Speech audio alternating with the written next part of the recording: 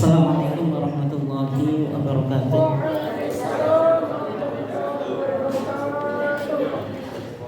Alhamdulillahi wahdah wassalatu wassalamu ala man la nabiyya ba'dah, amma ba'd. Yang saya hormati Ustazah Jebem, Kepala Sekolah SD Muhammadiyah 2, segenap dewan guru dan seluruh karyawan yang dimuliakan Allah. Alhamdulillah, pada kesempatan ini kita masih diizinkan oleh Allah Subhanahu wa taala untuk tafaqquh din, untuk mendalami agama melalui kajian ketarjian pada pagi hari yang cerah ini. Salawat dan salam semoga tetap terlimpahkan kepada junjungan kita Nabiullah Muhammad SAW, keluarganya, sahabatnya, dan seluruh orang yang mengikuti sunnahnya sampai hari kiamat. Bapak dan Ibu sekalian yang dimuliakan Allah, kita masih mengkaji tentang topik yaitu tuntunan sholat menurut Tajih Muhammadiyah hasil Monas Jogja ke-29 tahun 2015. Di minggu yang lalu sudah kita bahas tentang rukuk, i'tidal, kemudian sujud ya, sujud tapi belum selesai secara total. Nah, untuk kali ini kita coba lanjutkan dan kita review sebentar tentang masalah apa? Sujud. Nanti kita lanjutkan topik berikutnya. Bapak dan Ibu sekalian yang dimuliakan Allah, ketika kita bicara sujud, maka sujud itu ruknun min arkanis sholat, rukun dari rukun-rukun apa? Sholat. Artinya kalau sholat itu tanpa sujud, ya tentu tidak sah. Dan di antara rukun sholat yang diulang sebanyak 2 kali itu hanya sujud. 1 rakaat itu kan ada qiyam, berdiri, ada qiraatul Fatihah, ada bacaan Al-Fatihah, ini yang wajib saja. Terus rukuk, kemudian apa? I'tidal, kemudian sujud yang pertama, kemudian duduk di antara 2 sujud, baru as-sujud ats-tsani, sujud yang kedua. Dan kemudian bagaimana pelaksanaan sujud?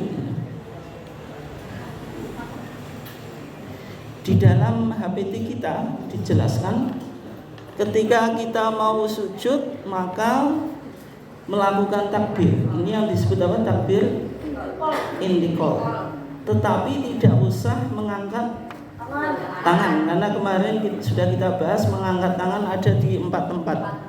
Yang pertama ketika apa? Takbiratul ihram. Yang kedua indal rukuk, ketika mau rukuk. Kemudian yang ketiga indal i'tidal, mau i'tidal. Kemudian yang keempat al-qiyam min at-tasyahhud ats-tsani, al-awwal, yaitu bangkit dari tasyahud yang pertama. Sehingga takbir intiqal di sini tidak perlu untuk mengangkat tangan. Kemudian setelah itu ketika kita turun sujud, itu yang diletakkan lutut dulu atau kedua tangan dulu? Lutut dulu ya. Kemarin sudah kita bahas itu. Ya, meletakkan kedua lutut di tempat sujud. Dan telapak kaki ditegakkan. Artinya telapak kakinya apa? Ditegakkan, dipancatkan dengan menekukkan jari-jari kaki ke arah kiblat. Jadi jari-jari kakinya dipancatkan ke lantai, diarahkan ke arah kiblat, bukan ke samping kanan atau ke samping kiri ya. Kemudian baru meletakkan kedua tangan. Nanti ada videonya, sudah saya potong, maksudnya videonya yang lengkap saya potong khusus untuk sujud. Mudah-mudahan nanti bisa diputar ya. Kemudian dahi dan hidung di tempat sujud. Jadi muka itu dahi dan hidung. Jadi jangan dahinya saja, hidungnya enggak nempel lantai, atau hidungnya saja yang nempel lantai, dahinya tidak. Nanti kasihan jenengan apa? Hidungnya penyet. sudah hidungnya nggak mancung, kemudian dipaksa untuk nempel celana, itu malah semakin penyet ini. Kemudian merenggangkan kedua tangan dari lambung. Jadi posisi kedua tangan itu renggang dari lambung. Sikunya diangkat. Banyak orang yang sujud sikunya tidak diangkat. Telapak tangan diletakkan sejajar dengan bahu. Jadi gini saja ya. Tidak sejajar dengan kuping, itu kayaknya lebih repot ya. Jadi sejajar dengan bahu, serta merapatkan jari-jari tangan. Jadi jari-jari tangan posisinya dirapatkan, tidak dibegar ini ya, itu atau digenggam ini. Ada yang sujud digenggam dan tidak digenggam. Kemudian ketika sujud membaca beberapa doa. Ini Muhammadiyah menempuh prinsip tanawwu' fil ibadah. Tanawwu' fil ibadah itu mengakui pluralitas atau varian bacaan selama dalilnya itu dari sunnah makbulah. Artinya kriterianya kalau tidak sahih ya hasan. Tapi kalau dhaif tidak digunakan. Misalnya subhana rabbiyal a'la wa bihamdi, tambahan wa bihamdi ini karena masih diperdebatkan di kalangan para ulama, sehingga di HPT jilid 1 dan HPT jilid 3 belum dimasukkan. Yang ada hanya subhana rabbiyal a'la tanpa tambahan wa bihamdi gitu. Dan sehingga doanya boleh dipilih subhanakallahumma rabbana wa bihamdika allahumma fil. Ini yang pertama. Kenapa? Karena dalam hadis ini riwayat Aisyah tuh. Ini tokohnya selalu apa? Aisyah gitu.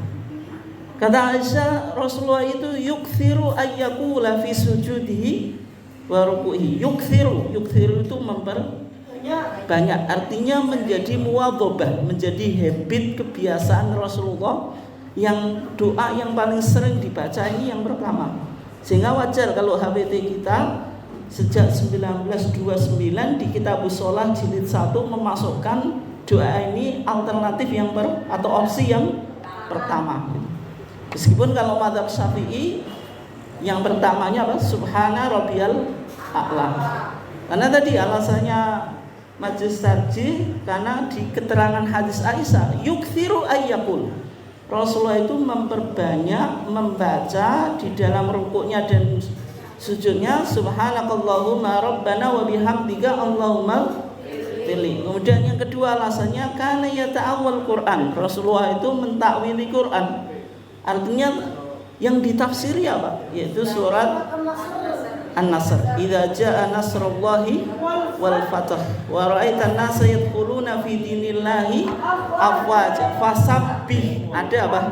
Tasbih. Bihamdi rabbika ada tahmid, wastaghfir ada istighfar.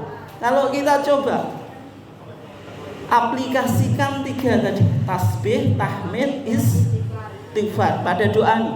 Subhanakallahumma. Ini apa? Tasbih. Rabbana wa bihamdika tahmid. Allahumma firli istighfar ya. Ini doa yang pertama. Kemudian subhana rabbiyal a'la itu salah samarat 3 kali. Tapi kalau mau diperbanyak boleh enggak? Boleh. Kayak subhanakallahumma rabbana wa bihamdika allahumma firli dibaca lebih dari 1 kali boleh enggak? Boleh. Ditarjih membolehkan. Subuhun kudus rabbul malaikati wa ruh. Ini doa yang ketiga. Oke. Berikutnya ya. Ini kita coba kaji dalilnya. Setelah kita iktidal, setelah kita apa?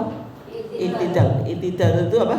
Berdiri dari rukuk, kemudian posisi kita sudah lurus ke atas. Harus lurus ke atas ya, jangan nanti setengah langsung sujud itu. Itu. Ketika apa tadi sudah iktidal, kita melakukan sujud, dan sujud tadi sudah kita katakan itu rukun salat. Karena ini perintah Quran. Pokoknya kalau ada amrun Qur'aniyun, perintah Quran pasti hukumnya wajib. Allah Subhanahu wa taala berfirman, ya ayyuhalladzina amanu ruk'u wasjudu. Irka'u disuruh apa? Rukuk. Wasjudu sujud. Sehingga rukuk dan sujud masuk rukun. Faqra'u ma tayassara minal Qur'an. Itu ditafsiri apa? Al-Fatihah. Al-Fatihah menjadi rukun gitu. Oke. Kemudian di hadis al-musi' sholatahu, hadis pokok yang bicara tentang masalah apa? Salat. Ada seorang sahabat namanya Rafi' ibn Khalad melakukan salat 3 kali salah. Terus Rasulullah bilang apa? Irji fa sholli fa innaka lam tusolli. Suruh ngulangi salatnya sampai 3 kali, karena sudah 3 kali Pak. Kalau tebu, kalau sudah 3 kali jenengan melakukan sesuatu tidak berhasil, lebih baik menyerah atau lanjut? Lebih baik menyerah. Kalau nggak menyerah ya capek. Kemudian apa? Meminta ajar Rasulullah, ya Rasulullah alimni as-shalah, ya Rasulullah ajarkan kepadaku tentang tata cara salat. Rasulullah kemudian mengajarkan idza kunta ila sholati fakabbir. Semua yang ada di dalam hadis ini menjadi rukun salat. Berarti takbir di sini takbir apa? Ihram. Tsumma qra' ma tayassara minal Qur'an. Ini baca Al-Fatihah. Berarti sudah 2. Tsumma rka' hatta tatma'inna raki'an. Kemudian rukuk bersama tumakninah 3. Tsumma rfa' hatta ta'tadilla qa'iman. I'tidal dengan tumakninah. Tsumma sujud hatta tatma'inna sajidan. Sujud dengan tumakninah sudah 6 ya. Tsumma rfa' hatta tatma'inna jalisan. Berarti duduk di antara 2 sujud dengan tumakninah 7. Tsumma sujud hatta tatma'inna sajidan. Kemudian sujud lagi yang kedua sampai dengan beserta apa? Tumakninah 8. Kemudian Rasulullah bilang apa? Tsumma fa'al dzalika fi sholatika kulliha. Kemudian lakukan semua ini 8 ini di setiap sholatmu, maksudnya di setiap rakaat. Sehingga kalau 1 rakaat itu enggak ada unsur ini, berapa tuh? 8, tapi karena takbiratul ihram itu hanya di rakaat pertama, berarti rakaat kedua dan seterusnya tinggal 7. Kalau enggak ada, ya berarti sholatnya tidak sah. Jelas ya Pak? Oke. Kemudian kalau mau rukuk, ini tata caranya ya. Kita membaca takbir ketika mulai bergerak. Karena Rasulullah itu kabbarahina yahwi sujud. Rasulullah itu kalau mau sujud sudah baca takbir. Jadi takbirnya bukan kalau sudah kalau sudah apa misalnya lututnya sudah nempel di lantai, bukan ya. Jadi kita posisi berdiri mau turun itu sudah apa? Takbir. Takbir apa ini? Intikal. Tempatnya di berapa tempat? Apa? Takbir intikal. Enggak, takbir itu apa? Mau rukuk. Sujud.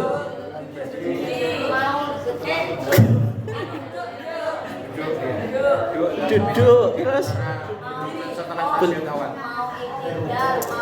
kacau jawabannya apa Pak Tebu? Mau rukuk oke. Yang kedua mau sujud oke. Mau sujud di antara 2 sujud terus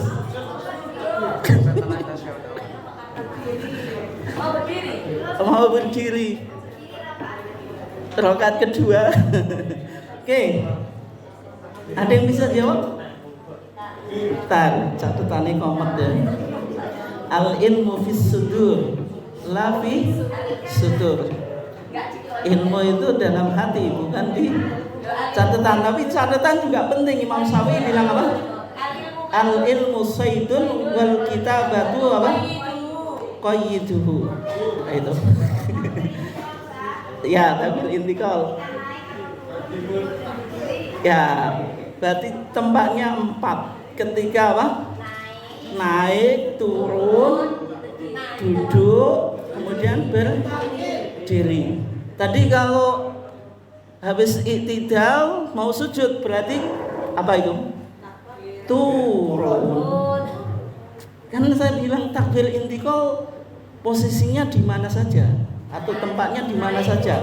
Ketika naik, ketika turun, ketika duduk, ketika berdiri, itu jawabannya. Bukan ketika sujud, ketika repot ya. Oke, jelas ya? Oke. Kemudian meletakkan kedua lutut sebelum kedua tangan. Jadi lutut dulu baru tangan. Dalilnya yang pertama hadis Wa'il ibn Hujr. Kalau Rasulullah itu mau kalau mau sujud, ya dha'u rukbatayh, meletakkan kedua lututnya qabla yadayh, sebelum kedua tangannya. Tapi kalau bangkit dari sujud, idza nahadha rafa'a yadayh, mengangkat kedua tangannya qabla rukbatayh, sebelum lututnya. Kenapa Pak Teguh? Kalau sujud lututnya, kalau bangkit dari sujud tangannya. Keseimbangan gimana Bu? Nah, ini yang ahli fisika. Coba yang analisa fisika gimana Bu? Teori movement. Ya itu. Ya, teori movement apa? Gerak. Kenapa? Kenapa Bu? Sendian lemas. Ada titik tumbuh terus. Kalau kita mau sujud kan, kalau kita lihat itu kan dari badan kita kan lututnya ke tengah. Terus? Nah, artinya kan ketika kalau berdiri itu kalau itu kan harus tangan dulu itu. Itu kan nanti yang tengah. Ya. Kalau yang belakang kan Teorinya sederhana. Kalau mau sujud lutut dulu, posisi kita turun atau naik? Turun. Kalau kita bangkit dari sujud, kita posisinya? Naik sama turun berat mana? Berat naik. Nah, sehingga kalau sujud pakai lutut itu wajar. Kenapa? Karena lebih ringan. Tapi kalau jenengan bangkit dari sujud itu pakai lutut, nyosok bisa, nggak harus nyosok, tapi terlalu berat. Apalagi yang sudah tua, asam uratnya terlalu tinggi. Ya. Artinya kalau turun lutut dulu, karena apa? Lebih ringan. Tapi kalau bangkit dari sujud tangan dulu karena berat gitu. Hadis Wa'il ibn Hujr. Kemudian hadis Wa'il yang berikutnya juga sama. Wadhu'a rukbatayhi qabla yadayhi. Tapi yang menjadi permasalahan ada hadis Abu Hurairah. Yang mana apa? Idza sajada ahadukum fala yabruk kama yabrukul ba'ir. Kalau seorang di antara kamu sujud, jangan pakai gaya onta. Gaya onta itu maksudnya apa? Tangannya dulu atau kakinya dulu? Kemarin sepakat kita nggak ada kaki, nggak ada tangan. Tungkai. Tapi masalahnya Rasulullah bilang tidak boleh pakai gaya onta. Nah, kita menganalisa onta itu kaki depan, kaki belakang, atau tungkai depan, kaki tungkai belakang. Itu kalau dianalogikan dengan manusia yang punya tangan, punya kaki, yang mana kan? Sehingga muncul beberapa analisa yang berbeda. Di hadis Abu Hurairah itu ada dua gitu. Ada dua, maksudnya memberikan penjelasan model tidak sama dengan duduk unta itu. Yang pertama wal yadha yadayhi qabla rukbatayhi, meletakkan kedua tangannya sebelum kedua lututnya. Berarti dipahami bagaimana? Duduknya unta berarti kalau model sini, duduknya unta bagaimana? Untanya tinggal dua aja. Enggak. Ya. Unta itu duduknya bisa juga kaki depannya atau tungkai depannya itu setengah ya. Kayak jenengan analisa jerungnya sapi loh. Itu setengah, enggak sampai di bawah. itu baru yang belakang langsung blek gitu ya. Kemudian baru yang depannya blek. Paham nggak Bu? Sing jenengan ahli peternakan atau enggak? Agak delok to.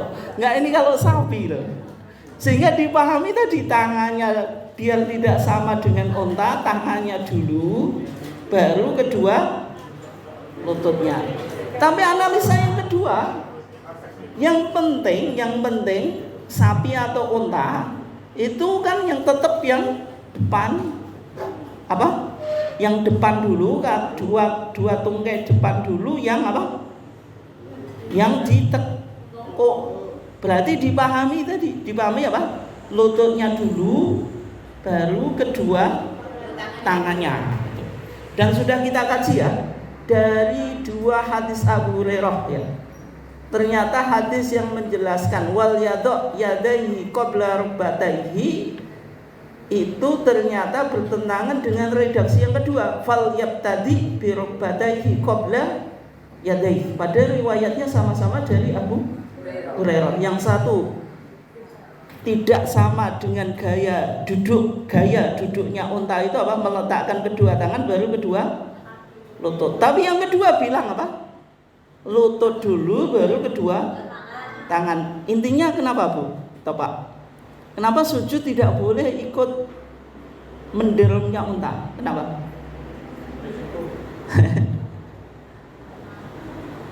Karena intinya ibadah itu kan sudah kita kaji. Yang pertama itu harus mukhalafatu al-kufar, menyalahi ibadahnya orang selain Islam. Yang kedua itu mukhalafatul hayawan, harus kontradiksi dengan gaya hewan. Termasuk dalam sujud itu tidak boleh an-nakru. An-nakru itu apa? Nutul koyok nutule apa? Titik. Ya, berarti jenengan sujudnya mau centil gitu, tidak setengah itu, karena mungkin yang ibu-ibu takut apa make up-nya make up-nya hilang ya. Nah itu juga tidak boleh. Oke. Nanti kesimpulannya yang bilang tangannya dulu, riwayat Abu Hurairah yang bilang apa? Tangannya dulu sebelum lututnya, itu hadisnya maklub. Maklub apa kemarin? Terbalik. Maksudnya redaksi hadisnya terbalik. Seharusnya lutut dulu, tapi dibilang tangannya dulu. Hadis maklub berarti apa? Tidak terbalik, berarti termasuk hadis dhaif. Artinya dia tidak memberikan akurasi narasi. Oke ya? Narasinya kalau terbalik kan, misalnya murid belajar kepada guru, maksudnya dibalik, guru belajar kepada murid, kan jadi repot kan? Sekarang gitu. Tapi hukum asalnya kan tetap apa? Murid yang belajar ke guru. Kalau dibalik, itu kan berarti narasinya tidak akurat. Oke. Bisa dipahami ya? Oke. Kemudian merenggangkan kedua tangan dari lambung. Jadi kedua tangannya tidak ditempelkan ke lambung. Kedua sikunya diangkat. Telapak tangan diletakkan sejajar dengan bahu. Jari-jari tangan dirapatkan tapi tidak digenggam. Itu. Oke ya. Misalnya dalam hadis Abdullah ibn Malik ibn Buhainah, Nabi itu kalau sholat faraja baina asabai baina yadayhi hatta yabdu bayadu ibtoi. Yaitu apa? Nabi kalau sholat merenggangkan antara kedua tangannya sehingga apa? Putih keteknya kelihatan. Ini Nabi keteknya saja putih. Oke. Kemudian di hadis Bara, idza sajadta fadha ya kafaika. Kalau engkau sujud, letakkanlah dua telapak tanganmu, berarti ke lantai, warfa' mirfaqatai. Dan kedua siku diangkat. Oke. Kemudian posisi tumitnya bagaimana? Kemarin sudah kita bahas. Enggak, ketika sujud. Ditempelkan atau direnggangkan. Kalau mazhab Syafi'i gimana? Nah, itu dalam Zubat apa? Mufarikon kasibri baina qadamai. Direnggangkan kasibri satu jengkal. Maksudnya antara dua tumit itu direnggangkan satu jengkal. Itu dalam mazhab Syafi'i. Tapi di hadis Aisyah, ketika Aisyah mencari Nabi suatu malam ya, digerayangi pakai satu tangan. Ternyata wa wadha'tu yadi ala qadamai, meletakkan satu tangannya di atas dua kaki. Artinya apa kan? Dirapatkan. Kalau satu tangan bisa kena dua kaki. Enggak kan berarti dirapatkan loh, Bu. Enggak gini loh. Kalau ini kan misalnya dua kaki saya gerayang gini kan berarti dirapatkan. Tapi kalau dibenggang ya enggak cukup kan gitu. Oke ya. Itu dipahami posisi tumit apa? Ditempelkan. Tapi Majelis Tarjih belum mempertimbangkan hadis ini, sehingga dalam pandangan Majelis Tarjih apa? Sesuai dengan kenyamannya. Artinya fleksibel. Boleh dirapatkan, boleh ditempelkan. Tapi kalau saya pribadi lebih mantep pada hadis Aisyah tadi. Karena ada indikasi kalau tumitnya Nabi dirapatkan. Kemudian berikutnya, anfun dan jabhah. Jabhah apa? Kening, anfun hidung. Itu ditempelkan di tempat sujud. Dan anggota sujud ini yang terakhir. Berapa anggotanya? Kita hitung apa Bu?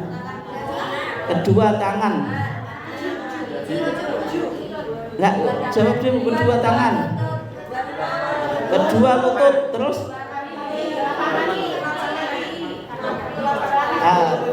ujung kaki. Oke, sudah 6. Dahi sama hidung. Oke. Tapi Rasulullah bilang umirtu an asjuda ala sab'ati a'zumin. Saya diperintah oleh Allah untuk sujud di atas 7 anggota. Tapi jenengan hitung kok. Gitu ya. Jenengan hitung ada 8. Tapi Rasulullah ketika bilang alal jabhah, Rasulullah menyebut sujud itu harus di atas kening. Wa asyara biyadihi ala anfi. Rasulullah diding ke hidung, menunjukkan hidung sama dahi itu satu paket. Ya. Ini agak ilmu sosial, tapi analisa jenengan ilmu matematik ya itu kadang beda. Kalau ilmu matematik kan pas. Tapi kalau ilmu sosial itu kadang 1 tambah 1 ya dilihat yang ditambah apa dulu. Kalau angka ya jadi 2. Tapi kalau ayam ya jadi dan seterusnya. Oke. Kemudian baca doa tadi, subhanakallahumma rabbana wa bihamdika allahumma firli, subhana rabbiyal a'la 3 kali atau subuh kudus rabbul malaikati wa ruh. Oke. Nah, ini saya coba lihat di videonya ya. Enggak ada ya suaranya.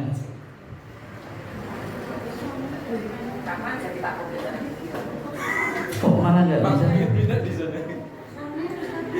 Enggak, sebentar. Kok enggak bisa diputar malah?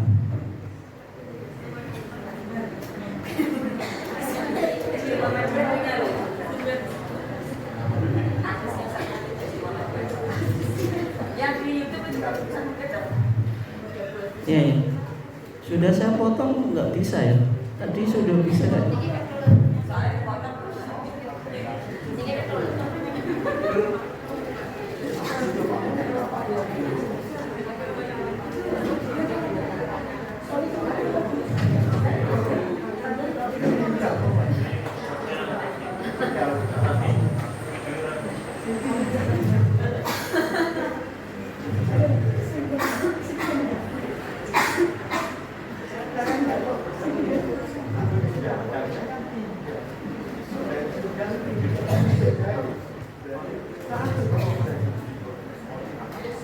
bisa nih. Buka di YouTube-nya saja ya.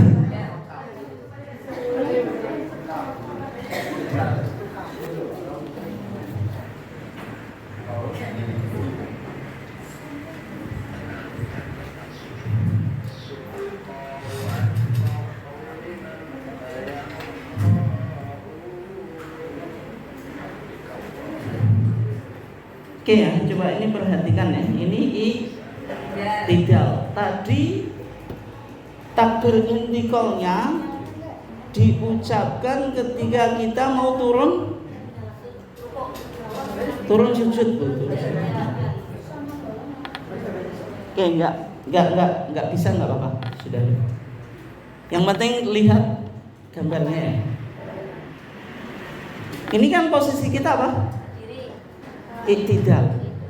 Ketika mau sujud itu langsung baca takbir intiqal. Takbir intiqalnya kita baca karena apa? Karena mau turun. Tadi kan ada 4 tempat: naik, turun, berdiri, duduk. Oke. Coba kita lihat. Nah, ini sudah yang diletakkan apanya dulu tadi?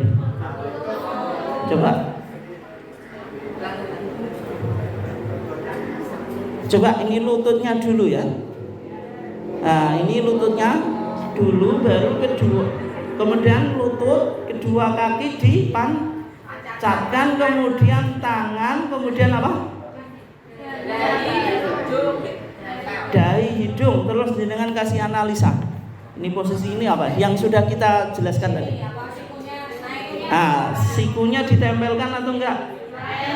Nah, terus apa? Kedua kok saya yang jawab? Dengan ya, jarinya apa? Dirawatkan, tidak direnggangkan atau dikepal. Terus apa lagi? Oh ya, enggak yang kelihatan dulu, Kedua tangan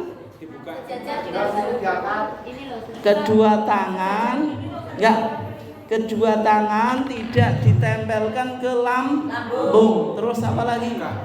Sehingga ketiaknya terbuka.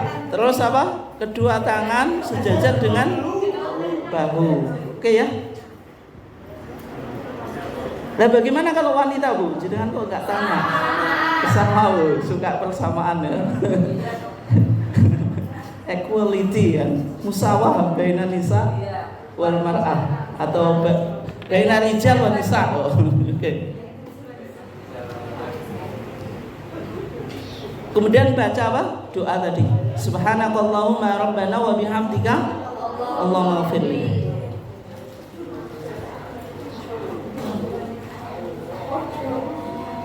Ini yang duduk di antara dua sujud. Duduknya apa? Iftiros. Nanti saya jelaskan sebentar ya. Kemudian sujud yang kedua. Coba cari posisi kakinya gimana ini? Posisi tumit kok kaki. Nah, ini ketemu. Kalau jenengan analisa ditempelkan atau enggak? Enggak. Memang tadi saya jawab belum memutuskan. Tadi sesuai dengan kenyamanan. Dan video ini Bapak dan Ibu sekalian ini mengikuti HPT jilid 1. Yang ini yang putusan tahun 2015 ketika itu belum diputuskan. Video ini sudah dibuat. Yang terbaru kalau jenengan mau bikin ya luar biasa itu, sesuai dengan HPT jilid 3 yang ahli IT gitu. Ya. Di sini berarti sama dengan mazhab Syafi'i apa? Kedua tumit tidak ditempelkan tapi direnggangkan seberapa? Sejengkal. Oke ya.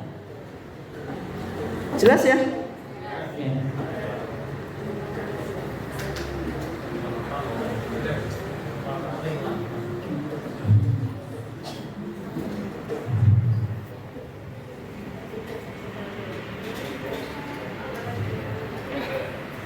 Oke, kita bahas sekarang. Berarti sujud tadi selesai ya. Sekarang bangun dari sujud atau sajdah atau al-julus baina sajdatain.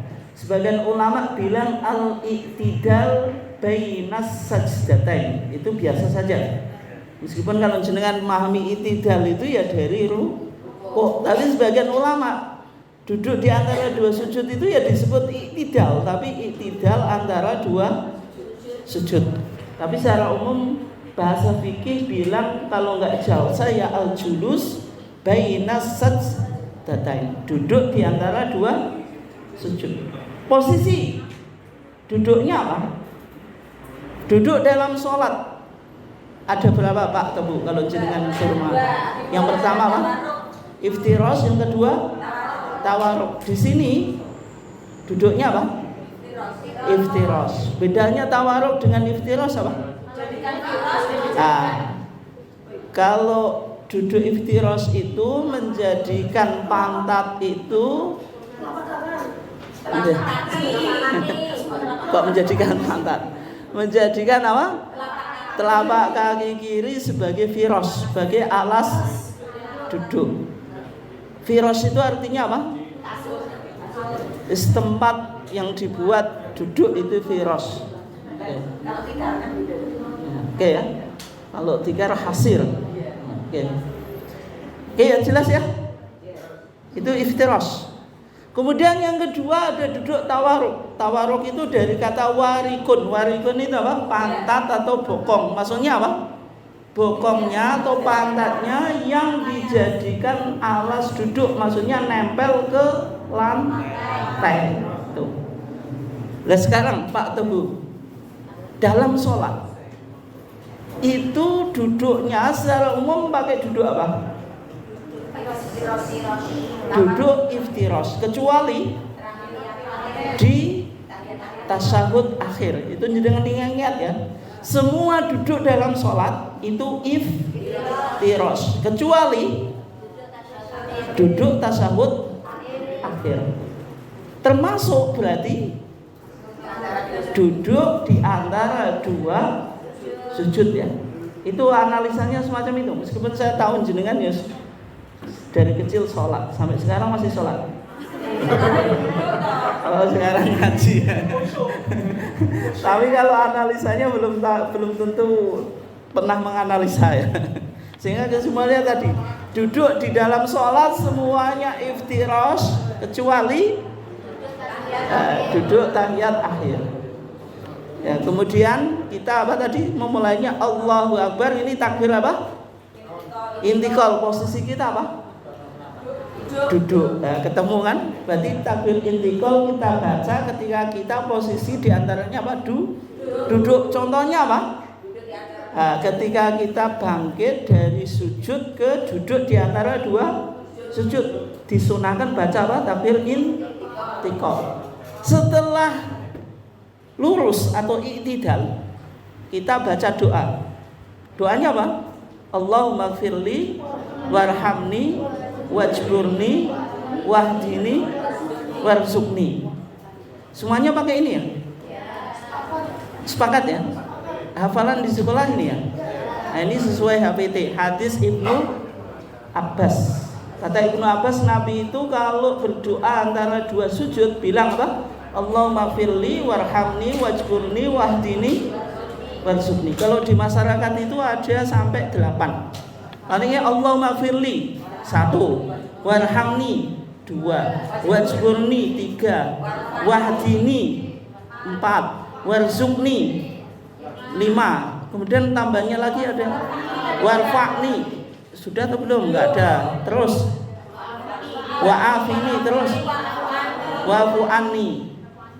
Jumlahnya 8. Dan jenengan minta 8 atau cukup 5? 8. Tapi yang menjadi catatan ya, yang wa'fu anni ini jenengan catat ya. Wa'fu anni itu tidak ada di kitab hadis apapun.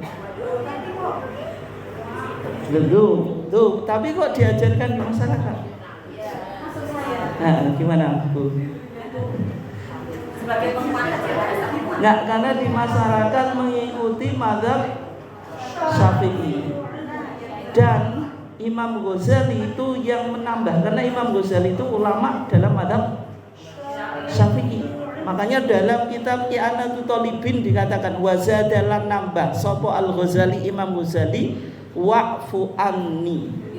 Yang wa'fu anni itu tidak ada di kitab hadis apapun. Tapi kalau wa'af ini ada, warfa'ni ada.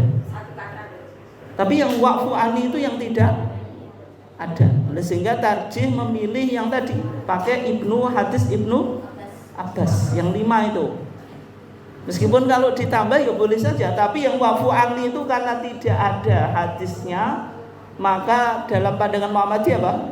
Agama itu kan dasarnya Quran dan Sunnah. Meskipun baik kalau tidak ada sumber dari Quran atau Sunnah, tidak bisa diamalkan. Contohnya lagi, ketika jenengan sujud sahwi, duduk, doanya apa? Subhana man la yanamu wa la yasu. Secara makna baik atau enggak? Apa artinya subhana man la yanamu wa la yasu? Maha suci Allah, zat yang tidak tidur dan tidak lupa. Kontekstual atau enggak? Relevan atau enggak? Relevan, karena sujud sahwi itu lupa, maka kita apa? Mengakui bahwasanya ada zat yang tidak lupa. Secara makna betul nggak? Betul, kontekstual ya, kontekstual. Tapi apakah ada hadisnya? Nggak ada. Kata Al-Hafidz Ibnu Hajar Al-Asqalani dalam kitabnya Talkhis Al-Habir. Al-Hafidz Ibnu Hajar Al-Asqalani pengarang kitab apa? Bulughul Maram. Yang terkenal Bulughul Maram, tapi beliau punya kitab namanya Talkhis Al-Habir, yaitu takhrij hadis dari kitab Al-Imam Rafi, yaitu Asy-Syarh Al-Kabir. Beliau mengatakan apa? Lam ajid lahu aslan, lam ajid ora nemu sapa ingsun lahu kedue donga mau subhana man la yanamu wala yasu. Aslan ing asale. Maksudnya apa? Tidak ditemukan di kitab hadis manapun. Sehingga kalau Muhammadiyah sujud sawi di putusan tarjih kita pakai apa? Pakai doa sebagaimana kita sujud. Oke ya, jelas ya. Berarti yang wa'fu anni kesimpulannya apa? Tidak ada dasarnya. Meskipun sebagian ulama apa? Menyunahkan. Tapi kan kalau kita di Muhammadiyah, ibadah itu ya harus sumbernya Quran dan Sunnah. Oke ya. Sekarang berikutnya ya, bangkit dari sujud seraya membaca takbir. Kenapa membaca takbir, Pak Tabu? Naik. Oke. Kenapa baca takbir? Karena naik posisi kita qiyam. Kemudian ngangkat tangan atau enggak? Ngangkat tangan atau enggak? Ngangkat tangan atau enggak? Ngangkat tangan atau enggak, Pak? Ngangkat tangan atau enggak? Iya. Iya atau tidak? Dari sujud ke enggak. Kenapa enggak? Ngangkat tangan cuma ada di 4 tempat kok. Enggak ngangkat tangan, Bu, bukan takbir. Nah, takbiratul ihram, rukuk, i'tidal, naik ke dari tasyahud awal. Berarti tidak ngangkat tangan. Dan ada kesunahan duduk yang disebut jalsah istirahah atau jalsah rohah. Jalsah itu duduk ya, rohah itu ngaso, bahasa Jawa ini, bahasa Indonesianya apa? Istirahat. Istirahat itu dari bahasa Arab itu, dari kata istirahah. Oke. Duduk istirahat itu maksudnya apa? Duduk sebentar sebelum berdiri atau naiknya. Dilakukan Pak atau Bu? Di rakaat berapa?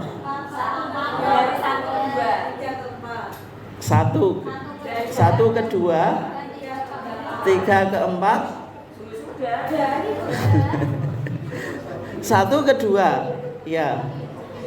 3 ke 4, ke 2 ke 3 kok tidak kenal. Oh iya. Nah, berarti betul itu analisanya. Duduk istirahat itu analisa jenengan ya. Dilakukan meskipun analisa jenengan tadi sudah betul, tapi bahasanya mungkin perlu untuk diperbaiki. Ketika apa? Ketika kita bangkit dari rakaat ganjil, itu saja. Rakaat ganjil berarti 1 ke 2, 3 ke 4. Kalau diperinci semacam itu, kayak yang jenengan apa? Amati. Kalau 2 ke 3 sudah duduk apa? Tahiyat awal atau tasyahud awal, sehingga tidak perlu duduk istirahat. Ini prakteknya bisa dipahami atau enggak, Pak? Duduk istirahat itu. Ya, ini ada yang mau? Oke.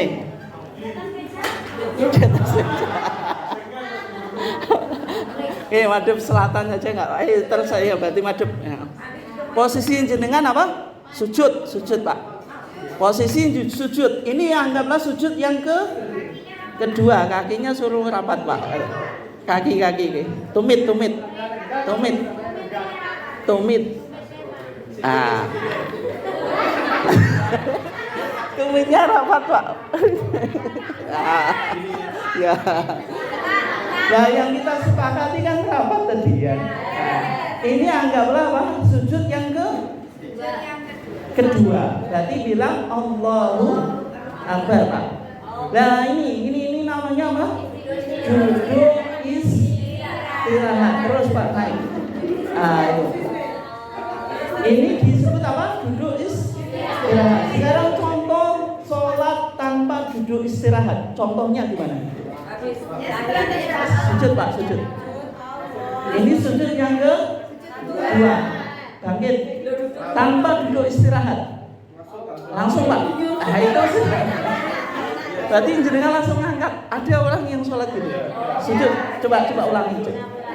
Nah, ini terus langsung angkat, Pak. Langsung angkat. Nah, biasanya ada yang lebih cepat lagi. Enggak, itu ada, itu banyak. Nah, ini contoh yang tidak duduk istirahat. Terus Allahu Akbar. Nah, itu berarti tidak pakai duduk istirahat. Jadi kesimpulannya sekali lagi, Pak, biar paham. Ini sujud yang kedua. Terus duduk istirahat. Allahu Akbar. Nah, itu terus naik. Nah, itu. Kenapa, Mak?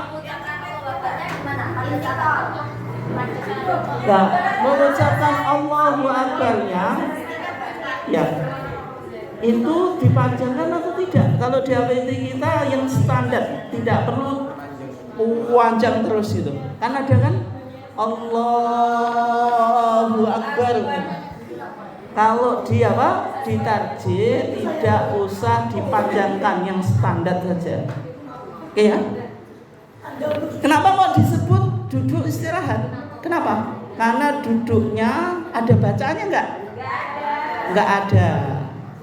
Sehingga karena terlalu cepat disebut duduk istirahat. Beda dengan duduk di antara dua sujud. Fungsinya apa, Pak? Tunggu. Ya istirahat supaya jenengan naik itu ya bisa nggak oleng gitu. Oke ya. Oke ya. Dalam hadisnya, hadis Malik ibn Huwairis ya. Coba. Rasulullah itu fa idza kana fi witrin min sholati. Rasulullah itu kalau berada di posisi fi witrin dalam rakaat ganjil, sehingga kita disimpulkan bahwa 1 ke 2, 3 ke 4. Berarti 2 ke 3 tidak ada karena sudah ada tasyahud awal.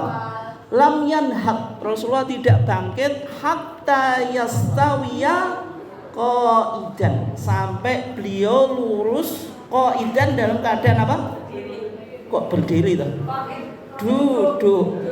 Berarti duduknya tegak dulu. Kalau yang tadi saya suruh apa? Praktek yang salah tadi tidak duduk. Berarti duduknya ya tegak dalam arti ini loh. Tulang belakangnya ya lurus.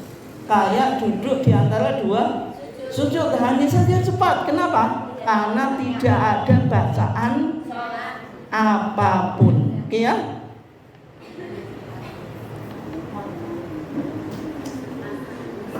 Kemudian hadis Malik ibn Huwairis lagi. Kalau yang tadi riwayat Bukhari, Tirmidzi, Nasai, Abu Dawud, ini yang riwayat Tirmidzi saja. Wa idza rafa'a ra'sahu an sajdah ats-tsaniyah. Kalau Rasulullah mengangkat kepalanya dari sujud yang kedua. Coba jalasa. Rasulullah duduk apa? Duduk roha. Wa atamada 'alal ardi. Dan Rasulullah apa? Bersandar pada bumi, summa qoma, kemudian berdiri. Okay. Kemudian berikutnya Pak atau Bu ya. Ini tadi bicara raf'ul yadin, mengangkat tangan. Nah, mengangkat apa? Tangan. Tapi setelah apa? Tasyahud awal. Setelah tasyahud awal. Di masyarakat yang setelah tasyahud awal ini jarang dipraktekkan. Padahal meskipun masyarakat kan kebanyakan mazhabnya apa? Syafi'i. Saya juga nggak tahu kenapa nggak diajarkan. Padahal kalau jenengan baca di Safinatun Najat itu, Sulam Safinah kan, itu sudah bicara kalau mengangkat tangan itu fi arba'ati mawadhi, di 4 tempat. Di salah satunya indal qiyam minat tasyahud awal, ketika bangkit dari tasyahud awal. Ini dasarnya hadis Ibnu Umar. Siapa Ibnu Umar? Yaitu Abdullah ibn Umar, anaknya Umar ibn Khattab. Wa idza qama min rak'atain. Kalau Ibnu Umar itu bangkit dari 2 rakaat ya. 2 rakaat ya. Rafa yadih, mengangkat kedua tangannya. Tapi meskipun ini prakteknya Ibnu Umar, tapi wa rafa'a Ibnu Umar ila Nabi. Berarti hadisnya marfu. Hadis itu dilihat dari siapa yang disandarkan, ada berapa Bu? Coba. Marfu, hadis yang sampai pada Rasulullah. Berarti kalau hadis marfu itu menceritakan perilaku Rasulullah. Ini penting loh Pak Bu. Kalau jenengan nggak tahu ini kan nggak bisa menggali hukum atau istinbat hukum. Hadis marfu, hadis yang berarti yang diceritakan siapa? Rasulullah. Yang kedua, hadis mauquf. Mauquf itu apa? Berhenti. Maksudnya apa? Berhenti pada sahabat. Berarti itu marfu itu nanti mauquf itu ada fi hukmil marfu, ada yang tidak. Berarti kalau perilaku sahabat saja tidak bisa dijadikan sandaran hukum. Tapi kalau sahabat itu melakukannya karena dari Nabi, bisa dijadikan sandaran hukum. Itu ada indikatornya Pak Tobu. Contohnya ketika sahabat bilang, kata Ummu Atiyah, nuhina anitiba'il jenazah. Nuhina, kita para wanita dilarang untuk mengikuti jenazah, tidak boleh ikut di pemakaman jenazah. Nuhina, kami dilarang. Berarti kalau kami dilarang, siapa yang melarang? Rasulullah. Apakah hadisnya ini sampai Rasulullah? Tidak, kan yang bilang Ummu Atiyah. Nahnu nuhina, kami dilarang, itu menceritakan apa? Sahabiyah atau apa kelompok sahabat wanita. Tapi tidak pernah dijelaskan siapa yang melarang. Tapi kalau sahabat bilang kami diperintah umirna, kami dilarang nuhina, bisa kita pahami siapa yang melarang dan memerintah? Rasulullah. Itu contoh apa? Hadis mauquf tapi fi hukmil marfu. Hadis mauquf tapi statusnya marfu. Ini penting Pak Tebu, karena di TV kan malah pemakaman jenazah itu aktornya juga perempuan. Kalau nggak perempuan nggak asik. Kenapa? Nggak ada yang nangis.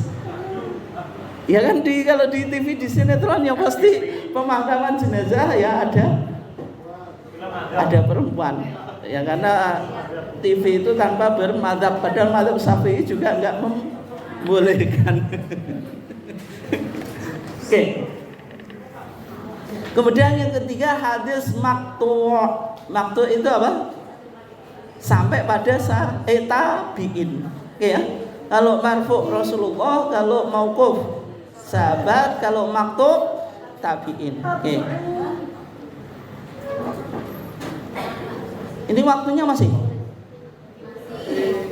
berapa? 20 menit ya. Saya lanjutkan 10 menit, nanti habis itu tanya jawabnya 10 menit atau 5 menit saja. Yaitu yang berikutnya melaksanakan rakaat yang kedua. Rakaat apa? Kedua. Jadi yang sudah kita kaji itu semuanya apa? Salat yang dilakukan dalam satu rakaat. Salat yang kita lakukan dalam satu rakaat itu caranya sudah kita kaji semuanya tadi. Mulai dari takbiratul ihram, bahkan sebelum sholat juga sudah kita kaji ya, takbiratul ihram sampai sujud yang kedua. Nah sekarang tadi sudah bangkit dari sujud yang kedua, ada duduk istirahat. Nah sekarang kita memulai melaksanakan sholat rakaat yang kedua gitu. Karena sholat itu kecuali sholat witir, kalau sholat wajib nggak ada yang satu rakaat. Dikosor pun tidak bisa. Sholat subuh dikosor bisa nggak Bu? Nggak. Kenapa nggak bisa?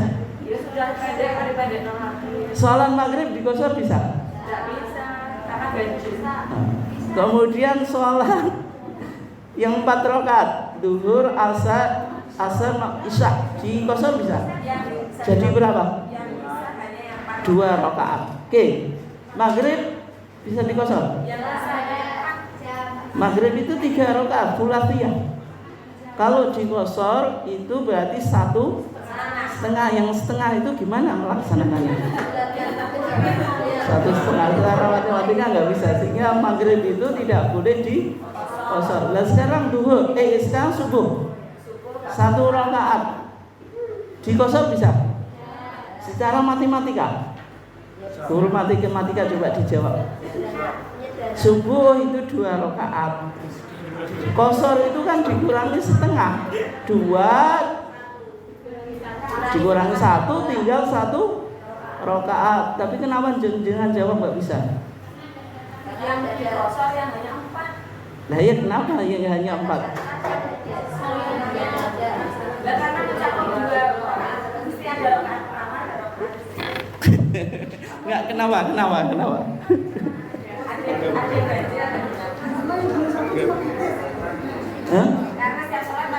Sholat 1 rakaat bisa nggak? Bisa. Sholat witir itu boleh dilakukan 1 rakaat. Kata Rasulullah, fa idza khashita as-subha fa'autir biwahidah. Kalau orang takut masuknya waktu subuh, misalnya bangunnya kesiangan. Tapi kesiangan model orang yang soleh, bukan model kita kan. Kesiangan kita ya subuhnya di waktu duha kan. Fa idza khashita subha, kalau takut masuk waktu subuh, kata Rasulullah, fa'utir, maka witirlah kamu biwahidah dengan 1 rakaat. Berarti sholat 1 rakaat boleh. Tapi kalau sholat subuh kenapa nggak boleh? Iya wajib. Kenapa kok nggak boleh? Alasannya gini Bu. Hadis Aisyah, kata Aisyah awwalu ma furidatis sholatu rakaatain. Salat itu diwajibkan pertama kali itu 2 rakaat. Karena sholat itu pertama kali diwajibkan 2 rakaat, kalau orang yang safar bepergian melakukan qashar sholat 4 rakaat itu kayak melakukan sholat pertama kali diwajibkan gitu. Tapi kalau jenengan subuh jenengan apa? Kosor itu ngurangi kewajiban yang pertama. Artinya kalau yang 4 tadi dilakukan pada waktu safar kan sama dengan kewajiban yang pertama. Tapi kalau bagi yang mukim ditambah 2 rakaat gitu. Karena sholat yang boleh dikosor itu yang rubaiyah, yang 4 rakaat. Itu alasannya ya. Kalau maghrib kenapa tidak boleh? Ya, karena pendekatan matematika tidak bisa. Gitu. Yang maksudnya apa? 3 dikosor kan jadi 1,5 gitu. Yang setengah itu gimana cara melakukan?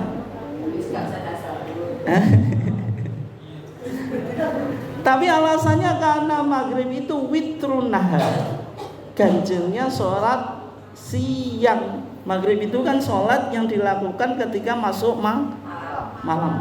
Karena Nabi bilang witrun nahar, berarti ya harus ganjil. Namanya witir ya, ganjil yaitu 3. Karena mau dijadikan 1 nggak bisa tadi, karena 3 harus 1,5. Kalau subuh di samping itu menyalahi kewajiban awal 2 rakaat, yang kedua karena subuh itu apa? Wa tutawwalu fiha atau fihima apa? Al-qiraah, karena bacaannya dipanjangkan. Salat yang disandingkan dengan nama Quran itu hanya salat subuh. Dalilnya apa? Aqimis sholata liduluki syamsi ila ghasaqil laili wa qur'anal fajri inna qur'anal fajri kana masyhuda. Qur'anal fajri, kenapa kok disandingkan dengan nama Quran? Menunjukkan itu diperpanjang. Iya, jelas ya? Sekarang bagaimana melakukan rakaat yang kedua?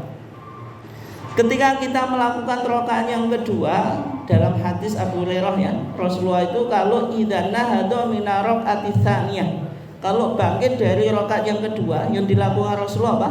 Istaftahal qiraah, membuka bacaan bilhamdulillahi rabbil alamin, dengan alhamdulillahi rabbil alamin walam yaskut, dan Rasulullah tidak diam. Jenengan memahami di sini berarti di rakaat kedua apa yang tidak ada di rakaat yang pertama? Iftitah. Surat tadi ada? Ada. Terus apa lagi? Bisa kita pahami tidak ada bismillah. Tapi bismillahnya apa? Siron. Kemudian yang jelas tidak ada iftitah, tidak ada takbiratul ihram. Okay. Tapi yang menjadi pertanyaan, bagaimana posisi isti'adzah atau ta'awud? Ada nggak di rakaat yang kedua? Nggak ada. Kenapa, Bu? Ada atau enggak? Ya, ini memahami hadis. Artinya nggak ada ya, tapi kan sudah saya terjemahkan ya. Rasulullah itu kalau bangkit dari rakaat yang kedua, mengawali bacaannya dengan alhamdulillahirabbil alamin walam yaskut, dan Rasulullah tidak diam. Artinya langsung alhamdulillah tanpa diam. Diam ini membaca doa iftitah jelas. Nah, sekarang posisi ta'awud, baca atau enggak? Baca atau enggak, Pak? Hah? Baca atau enggak? Artinya walam yaskut lan ora meneng sapa Rasulullah. Tapi dia memulainya langsung alhamdulillah. Nah itu jawabannya tetap baca. Baca apa?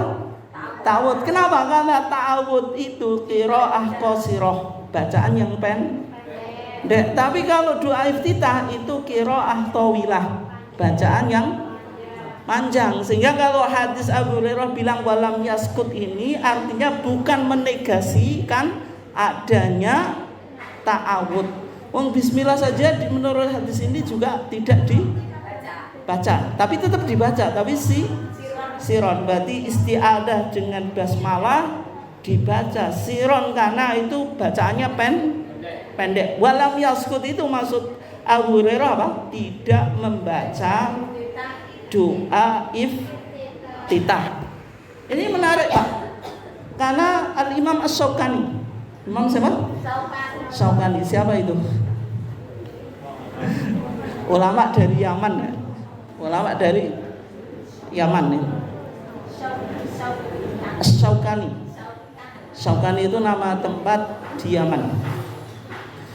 Beliau menulis buku namanya Nailul Autor, syarah dari kitab Muntakul Akhbar. Buku ini banyak dijadikan referensi ulama tarjih ya, ulama apa?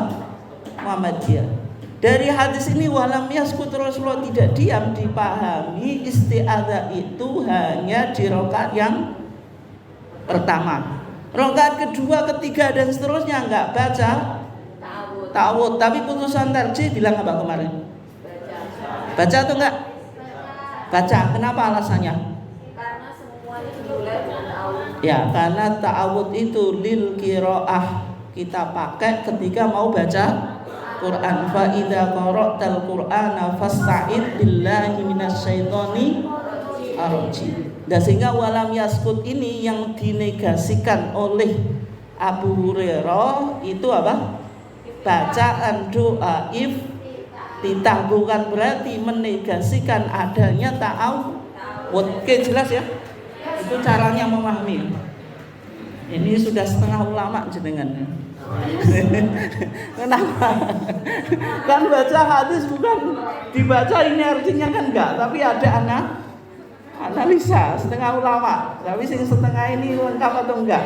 Kalau enggak dilengkapi tetap enggak jadi ulama. Jenenge setengah kok.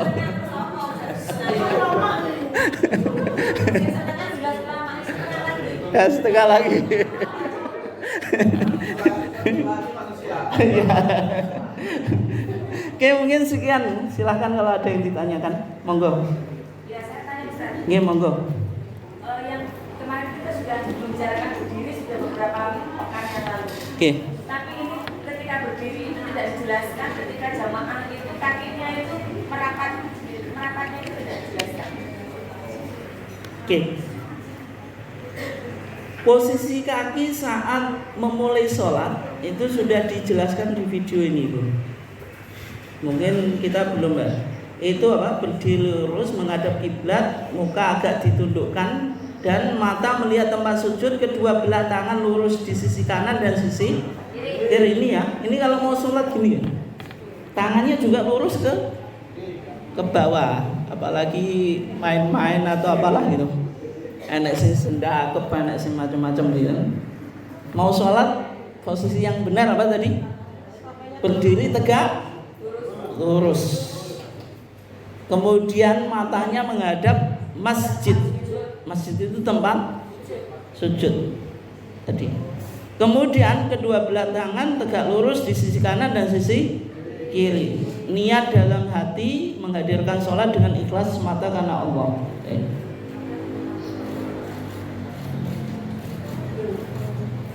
Nah, kemudian kaki itu tadi, meskipun ini tidak ditulis ya, kaki itu satu jengkal ini loh. Tapi kok ini kok agak serong gitu. Kalau saya kok nggak serak. Maksudnya kaki itu tetap lurus ke kiblat, ke depan, bukan. Mohon maaf ya. Ada orang sholat kakinya kan dimiringkan. Tetap diluruskan. Ini yang saya salah lihat atau memang videonya semacam itu? Kok kayaknya agak serong gitu. Lupa ya.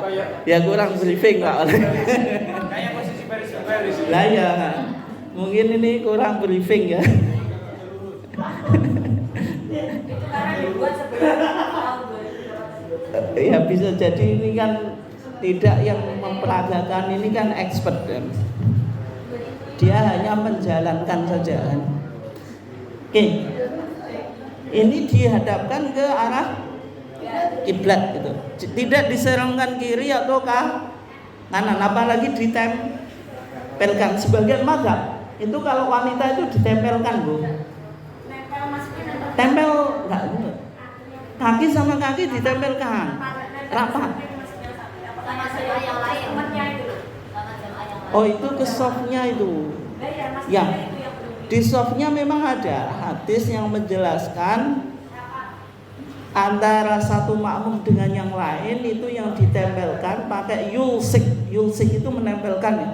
Al-ka'ab bil ka'ab, antara polok atau mata kaki dengan mata kaki. Memang itu diamalkan, tapi kalau majelis tarjih berpandangan itu diamalkan tapi tidak terlalu rapat. Soalnya sebagian kelompok itu kalau sholat itu ngatur softnya itu sampai deskan karena tadi berusaha untuk menempelkan polok dengan polok, itu menjadikan sholat tidak khusyuk.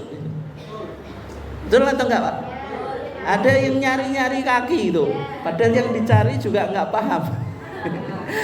Enggak punya pengalaman tuh, Pak ya. Kalau sholat karena dia berpahaman, pundak itu nempel dengan pundak, mata kaki nempel dengan mata kaki, sehingga kalau sampingnya itu benggang dia cari itu apa? Ya, bukan.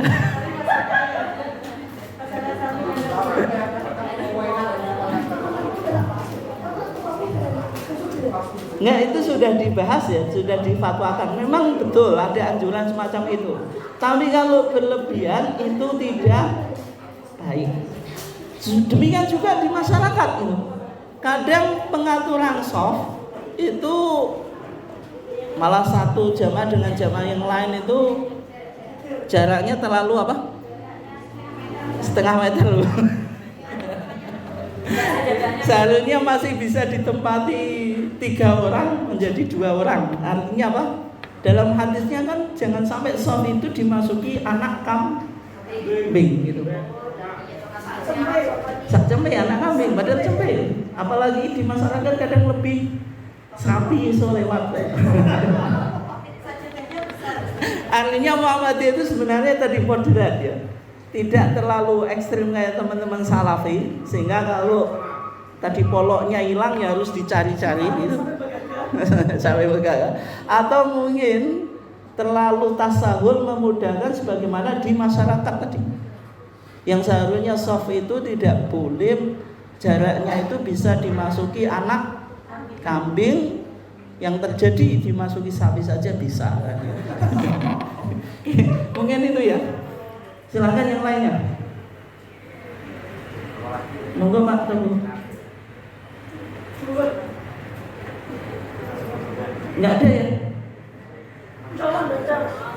Jelas atau jelas nih? Jelas ya, enggak jelas. Oke, kalau enggak ada yang ditanyakan, mudah-mudahan yang kita sampaikan tadi meskipun pelan-pelan membawa pencerahan ya. Metodenya suka gini ya, karena saya mencoba memberikan analisa ya, bukan sekedar praktek. Kalau nanti jenengan ngajar ke murid ya tentu praktek itu yang paling penting, karena kan anak SD kan belum bisa memberikan banyak analisa atau penalaran. Tapi kalau jenengan posisinya guru ya harus bisa memberikan penalaran atau memberikan analisa. Setengah ulama itu, cuma yang setengahnya itu mau digenapi atau dibiarkan saja gitu. Oke, kurang lebihnya mohon maaf. Dari saya sekian. Wassalamualaikum warahmatullahi wabarakatuh.